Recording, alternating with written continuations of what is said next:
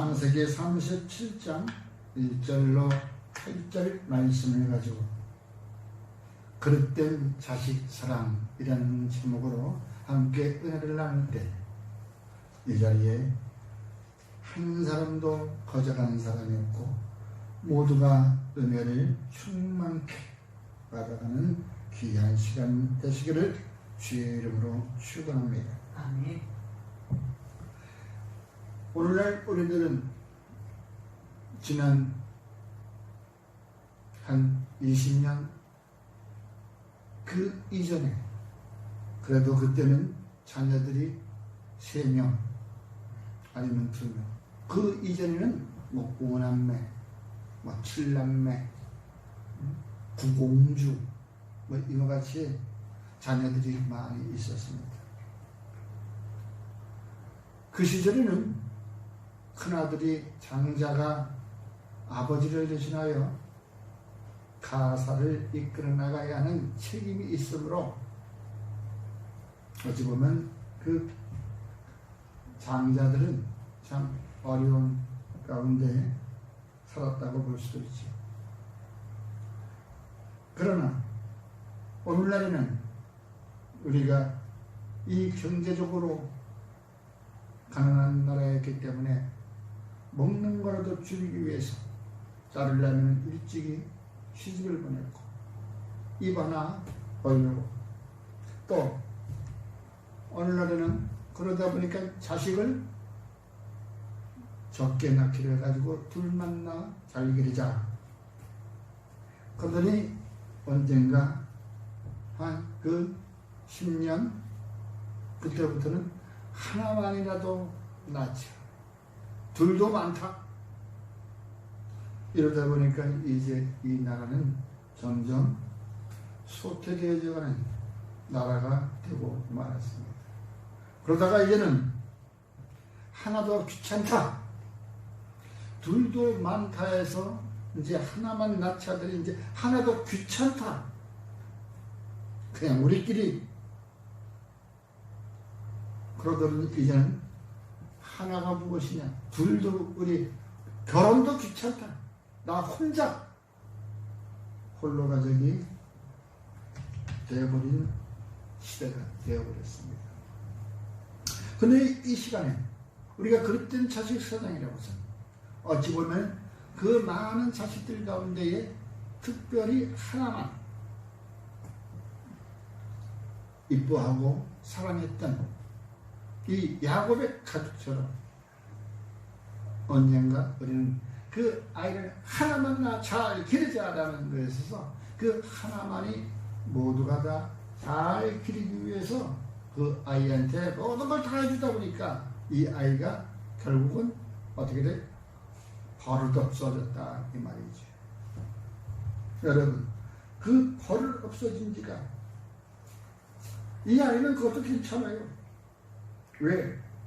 친구들하고 놀 수 있는 시간이 많이 있는데 어떤 친구들이냐? 이 아이가 그럽니다. 아버지, 어머니 참 요즘에 이렇게 관심이 나한테 많아요. 나 좀 그만 제발 내버려 두세요. 응? 도대체 아버지는 옛날에 어떻게 사셨어요? 응? 과학, 기술도 발달하지 못하고 농업국가에서 농사짓고 인터넷도 없어서 소식도 알 수 없는 시절. 더구나 컴퓨터가 없으니까 모든 정보 오늘날처럼 이게 스마트 농장을 할 수도 없었고 그뿐입니까? 드론이 없으니까 논에 밭에 큰 많은데 약을 칠 것도 없고 그뿐이 아닙니다. 휴대폰은 물론 없었으니까 카톡 할 수도 없어서 친구도 못 만들고 아버지 그때는 그거 어떻게 사셨어요? 그때도 이렇게 나 관심 주면 나한테 이렇게 사셨습니까? 제발 좀 나 좀 그만두세요. 나는 친구가 없어도 인터넷이 있고 카톡이 있고 페이스북이 있고 아버지가 할 말이 잃어버렸습니다. 아버지는 화가 났는지 이와 같이 얘기합니다. 너희 세대가 오늘날 어찌되는 인간미라고는 하나도 없고, 인간미가 없으니까 너에서 나오는 품위도 없어졌다. 그러니까 어른을 존경할 줄 모른다. 누구를 생각하는 그 가벼운 생각을 갖는 연민도 없어지고, 수치심도 없고, 내가 하고 싶은 대로 하고, 그렇다고 해서 너희가 무슨 명예가 있겠냐?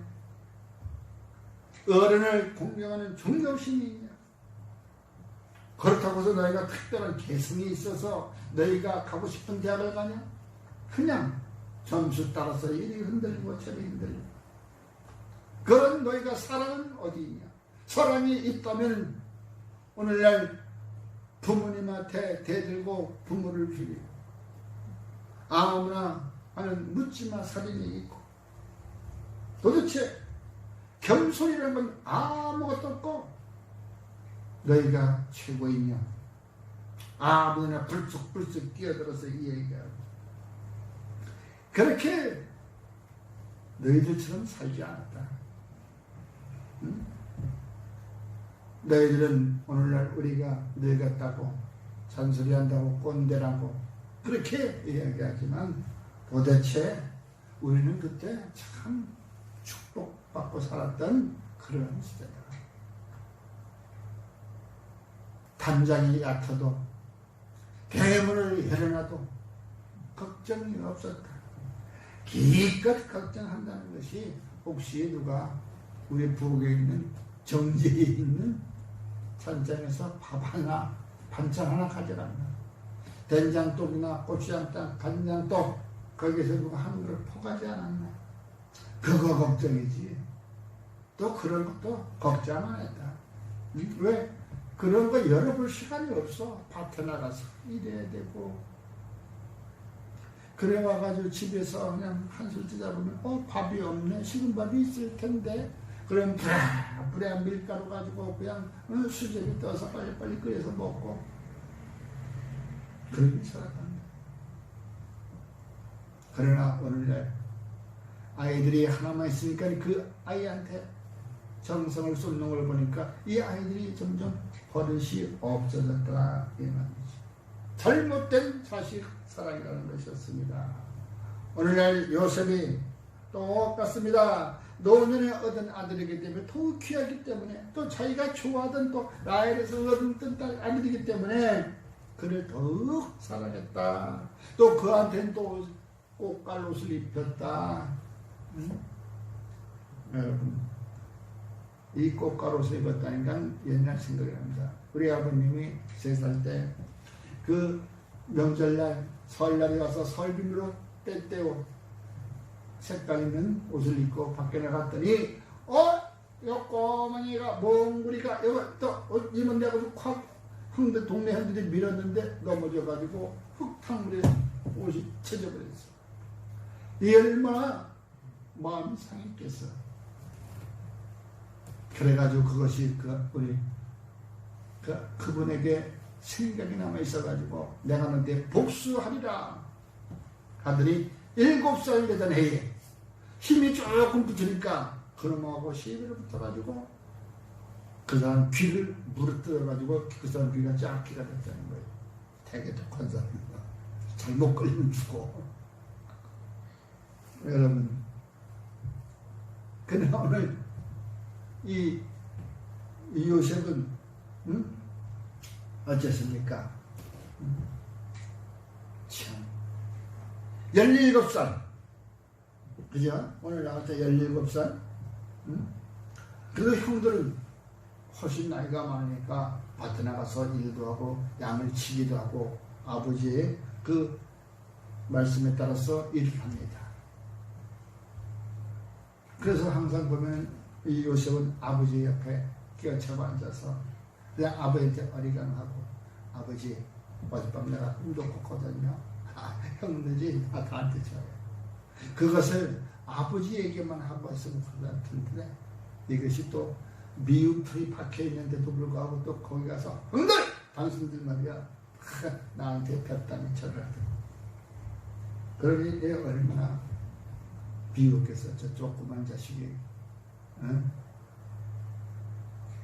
아버지의 기운만 받고 참 화가 났을 것 같아.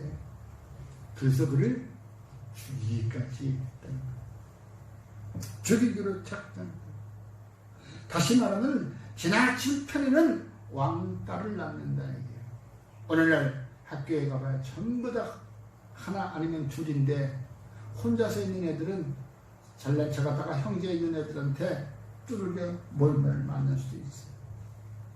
여러분, 우리가 때에 따라서는 보고도 못 본 척 해야 할 때가 있습니다.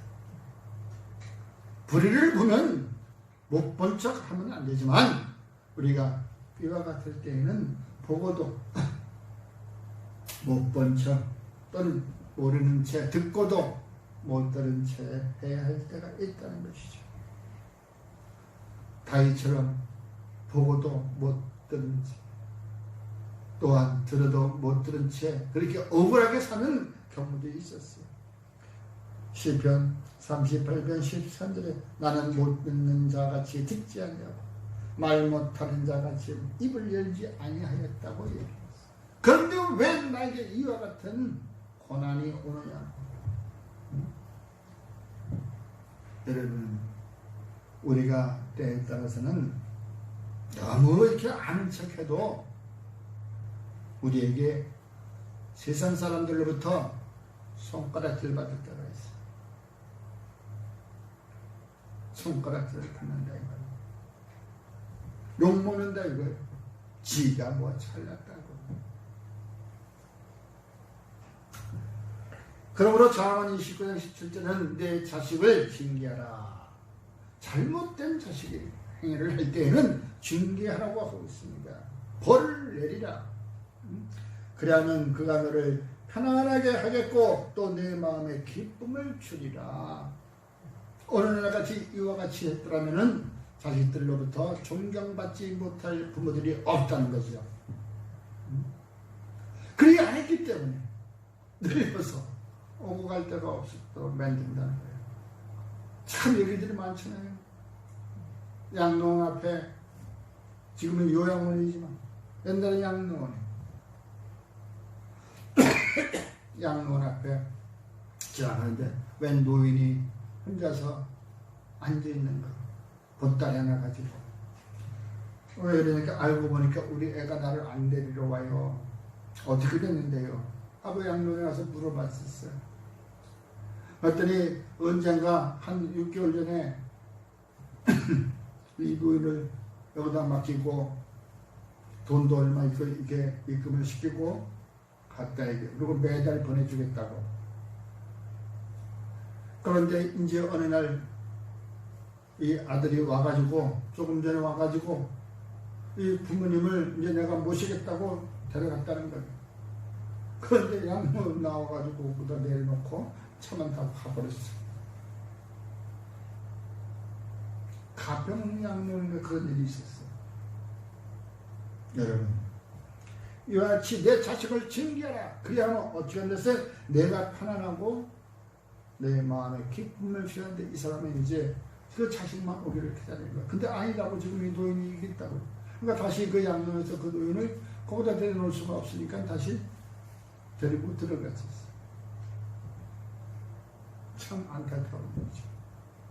최고 명문대학을 나오고 뭐합니까? 박사면 뭐합니까?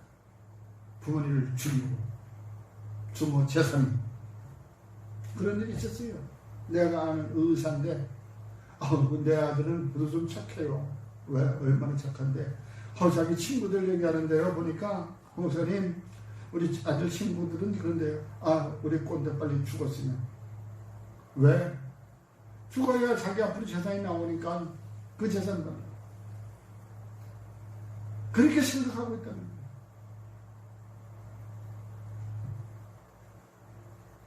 때로는 우리가 보고도 모른 채 회의할 때가 있지만 그러나 때로는 그 자식을 엄하게 가르칠 수가 있는 거예요. 왜? 이 자식이 이제 나가서 하는 행위가 보면은 자기 자랑만 하다가 결국은 패망의 길로 가는 수가 있어. 자기 철학만 해. 내가 배운 게 없어. 형제간에 우애라는 건 없어. 다 내 것만 있어. 뭐야, 사도 한 개, 그 한 개 사는 것이 내 거야. 형제전에 같이 놀아갈 줄 몰라. 나누어서 가져갈 줄 모르고 가져가서 놀 줄도 몰라. 그러다 보니까 자기 자랑만 하니까 교만이 장년에 따르고, 교만이 따르면 당연히 무사람들로부터 손가락질 받고 욕이 따라온다는 것을 성경은 미리 말씀하고 있는 것입니다. 잠언 11장 2절에 교만이 오면 욕도 오거니와 겸손한 자에게는 지혜가 있느니라 라고 말씀하고 있는 것입니다. 야고보서 4장 16절에도 말씀합니다. 이제도 너희가 허탄을 자랑하느냐? 그러한 사람은 다 악한 것이다 라고 말씀하고 있는 것입니다. 여러분, 이와 같이 자랑하는 것은 우리에게 있어서 허탄한 것이고 악이 우리에게 가르쳐주는 것이요. 그래서 야고보서 5장에 말씀하고 있습니다.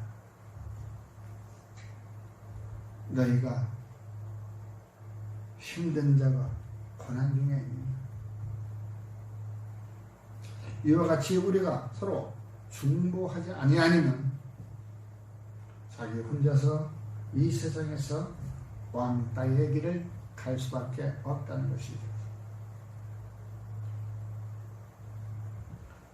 그러니 예를 들어서 사람들은 그렇습니다. 예수님이 그 당시에 왕따 당했다.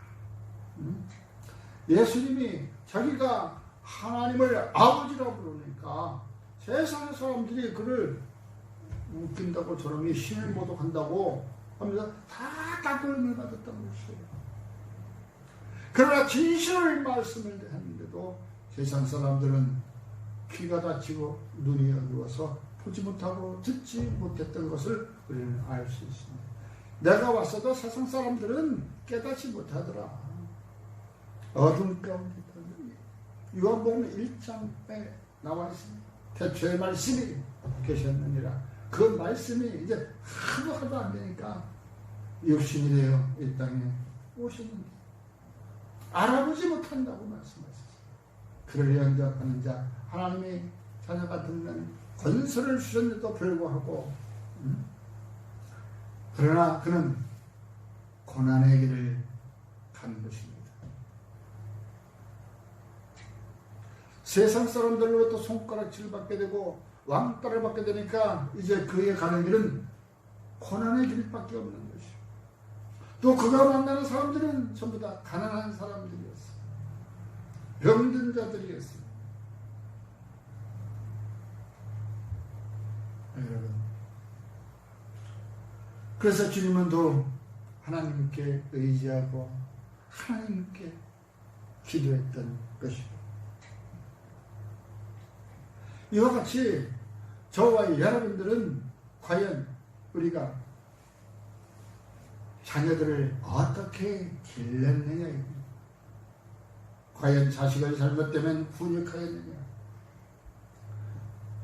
이러한 자녀들은 밖에 나가서 자기 자랑만 하지 않습니다. 지나친 자기 자랑을 하지 않아요. 여호와 하나님께서는 겸손한 자에게 구원을 주신다고 말씀하고 계셨어요. 겸손한 자들의 결과는 구원으로 아름다운 열매를 얻을 수가 있는 것입니다. 교만이 오면 욕도 따라온다고 했어요. 여러분, 고린도 10장 13절에서는 우리가 분수 이상으로 자랑하지 말라 그랬습니다. 아는 것만큼 그러면 그렇다, 아는 대로 옳은 건 옳다, 그런 건 그러다 라고 얘기해요. 옳고 그름을 성경은 우리에게 가르쳐주고 있다는 것입니다. 무엇이 옳은 것인지, 무엇이 그런 것인지 성경은 우리에게 말씀하고 있다는 것입니다. 여러분, 과연 교회는 왜 성경이 살아있는 역사가 있음에도 불구하고 왜 교회에 사람들이 요즘날 다 빠져나갑니까? 여름 핫바지에 방국 바람이 술술 빠져나가듯 다 빠져나가 버립니다. 왜? 교회 같지 못하기 때문에 그렇다는 거예요. 교회에 가서 설교를 들은 그 시간이 아깝다라고 생각합니다. 왜? 교회에 가면 분명히 교회에 대한 그 사명이 있는데도 불구하고 하나님이 살아 역사한다는데도 불구하고 오늘날 교회는 하나님이 돌아가지 않습니다. 하나님을 영접하면 그의 자녀가 되는 권세가 있어서 죽어도 우리는 영생을 얻는다는 것을 그들은 알지 못하는 것입니다. 하나님 그러면은 좀 우습게 생각해. 근데 귀신 하면 무섭게 생각해. 그러니까요. 모든 사람들이 귀신이라고 하면 음습 전혀 못하게 그런 말 하지 마. 근데 하나님 얘기하면 하든지 말든지 하나님이 얼마나 무서운 분인지 몰라. 하나님이 무섭습니까? 귀신이 무섭습니까? 솔직히 얘기합니다. 이 자리에 있으니까 하나님이 무섭다고 하지만 여러분 하나님이 무섭다면 과연 여러분들의 행동은 어떻겠습니까? 하나님이 무섭다면 여러분들은 행동을 어떻게 하겠느냐? 하나님이 이 땅에 오셔서 예수님을 임마누엘이라 하라 하셨는데도 불구하고 예수님과 같이 말로는 하는 것 같아. 내가 힘들 때 예수님 찾아.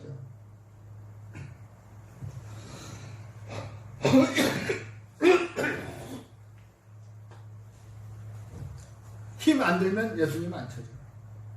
잘 나갈 때는 안 찾아. 왜? 성경에서도 그랬어. 그게 나쁘다고 얘기하는 거 아니에요. 성경에서도 잘 나갈 때는 안 찾아.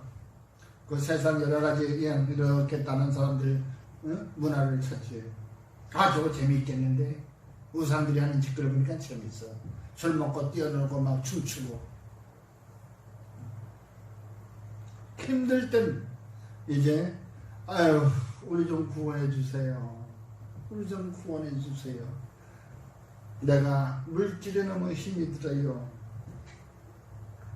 그래가지고 어떻게 열심히 기도하다가 또 보면 또 조금 또 나아지면 또 엉뚱한 짓거리요.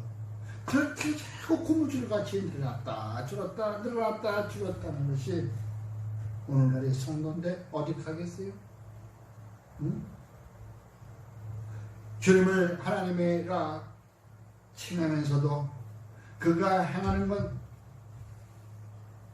오병이어의 기적처럼 또 큰 물고기 153마리의 기적처럼 그렇게 우리에게 물질로 풍성하게 주기만 하면 했지 주님이 십자가를 지고 가신다는 것, 세상 사람들부터 왕따를 당한다는 것을 알지 못했다 이 말이에요. 내가 가는 그 길이 왕따 당하는 길인지도 몰라. 그러니까 주님은 분명히 말씀하셨어. 내 이름으로 너희들이 고난을 받으면 상급이 있으리라.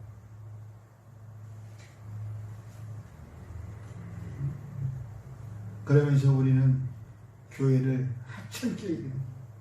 교회가 살아계신 하나님이 계시고 예수님이 계시고 성령이 함께하는 성삼위일체의 하나님이 계시는 이 교회를 세상 사람들은 무시하게 한다.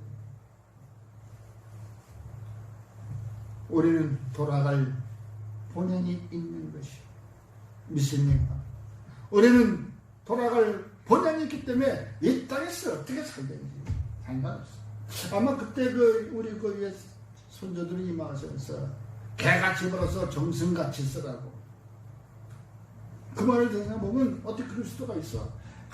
고난을 당하고 뭘 당해도 우리가 돌아갈 본연이 있다는 말이에요.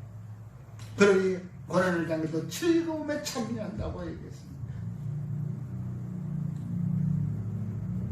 오늘날 어느 상가집에 가서 보면 우리 많은 사람들이 위로한다고 해요.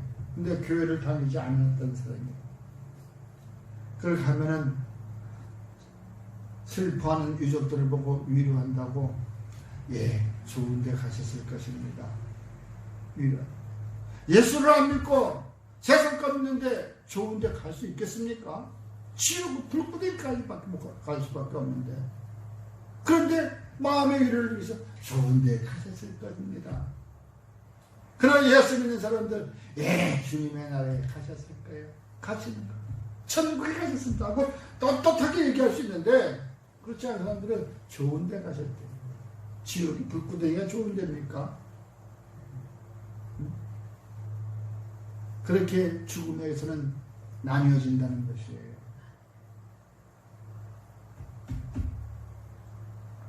우리는 요셉이 17에 팔려가가지고 13년 동안에 그 고난을 당해가지고 30세의 국무총리가 됐지만 그것을 이야기하고자 하는 것이 아니에요. 그 어린 요셉이 죽음에까지 이르렀을 때를 보라 이거예요. 너무 야곱이 그 아이만 감싸고 돌으니까 형들로부터 미움을 사고 형들로부터 아주 없애버리려고 하는 그러한 상황까지 갔던 것이다. 야곱이 그와 같이 요셉을 똑같이 형제처럼 사랑했다면 요셉은 그렇게 험난한 길을 받지 않았을 것입니다. 그러나 결과는 하나님이 함께하였으므로 그러나 고난 가운데서도 요셉은 국무총리가 되어 그 형제지간들을 아주 어려운 가운데서 구해주는 그러한 형제가 되었다는 것이죠. 그러니 요셉의 형제들은 나중에 그걸 알고 아이고 우리가 이제 죽게 됐구나. 우리가 저놈을 죽이려고 했으니 저를 가만 안 놔뒀을까? 이렇게 생각했지만 그들이 아니에요.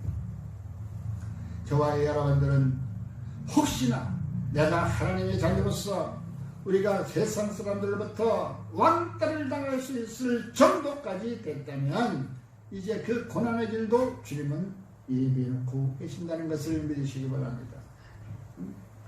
의인은 고난이 많으나 여호와께서 그의 모든 고난에서 건지신다고 시편 34편 19절에 말씀하고 계십니다. 모든 고난에서 건지신다고 말씀하고 있어요. 그래서 너희 가운데 고난당하는 자가 있느냐?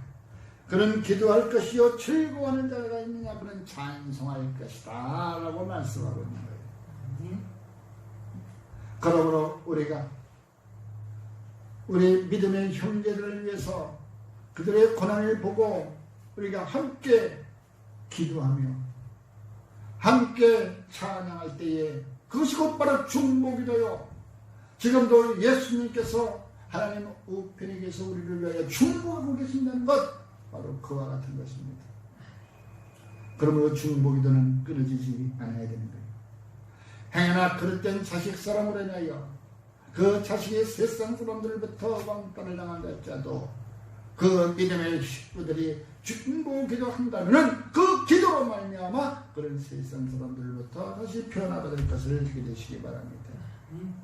세상이 그를 향하여 하던 손가락질이 다시 되돌아간다는 얘기예요. 세상이 그를 향하여 손가락질하는데 이 손가락이 다시 되돌아가고 멈춘다는 겁니다.